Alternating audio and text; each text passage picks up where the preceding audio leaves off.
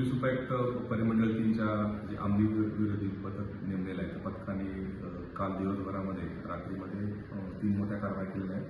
त्या तिन्ही कारवाईमध्ये चरस, त्यानंतर एमडी आणि गांजा असे विक्री करणाऱ्या आपण 4 जणांना ताब्यात घेतलेला आहे. पहिली जी कारवाई केली आहे ती मानपाडा हद्दीमध्ये केलेली आहे. मानपाडा हद्दीमध्ये एमडी विकणाराला आपण ताब्यात घेतले आणि त्याच्याकडून एमडी आपण जप्त केलेला आहे. त्यानंतर बाजारपेठच्या हद्दीमध्ये सुद्धा गांजा विक्री करणारा या इसमाला आपण ताब्यात घेऊन त्याच्यावरती कारवाई केलेली आहे. नंतर डोंबिवलीच्या हद्दीमध्ये सुद्धा चरस विक्री करता येण्याचा जे 2 जण आहेत त्यांना सुद्धा आपल्या टीमने अटक केलेली आहे. आणि याचा एकूण सुद्धा याच्यामध्ये मुद्देमाल जो आहे एमडी असेल, चरस असेल आणि गांजा असेल असंही ती चौघांकडून रिकव्हर केलेलं आहे. त्याच्यामध्ये आरोपींची जी नावं आहेत त्याच्यामध्ये एकामध्ये सनील श्रीनाथ यादव आहे, तो राहणारा नांदेडचा आहे, मानपाडा पोलीस स्टेशन त्याला अटक केलेली आहे. त्यानंतर बाजारपेठ पोलीस स्टेशनच्या गुन्ह्यामध्ये शंकर महादेव गिरी हा राहणारा बीडचा आहे, आष्टीचा, त्याला त्या ठिकाणी अटक केलेली आहे.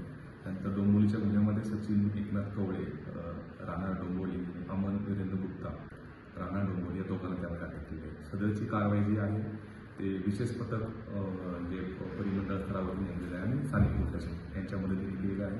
त्याच्यामध्ये PSI प्रशांत चव्हाण, पोलीस नाईक शांताराम कसबे, पोलीस शिपाई गौतम जाधव आणि पोलीस शिपाई राजेंद्र सोनवणे, त्याचप्रमाणे डोंबिवली पोलीस स्टेशनचे सिनियर PI जवादवाड, API कोकरे, मानपाडा पोलीस स्टेशनचे PI गुंड, API राळेवाड, त्यानंतर बाजारपेठचे PI डुकली आणि API राठोड यांच्या टीमनी ही संपूर्णपणे कारवाई केलेली आहे. आणि आता जानेवारीपासून आत्तापर्यंतच्या टोटल आपण 13 गुन्हे दाखल केलेले असून आतापर्यंत 19 आरोपींना यामध्ये अटक केलेली आहे आणि त्यांच्याकडून 12 लाखापेक्षाही जास्त आपण अंमली पदार्थ आतापर्यंत या पूर्ण कारवाईमध्ये जप्त केलेले आहेत. धन्यवाद.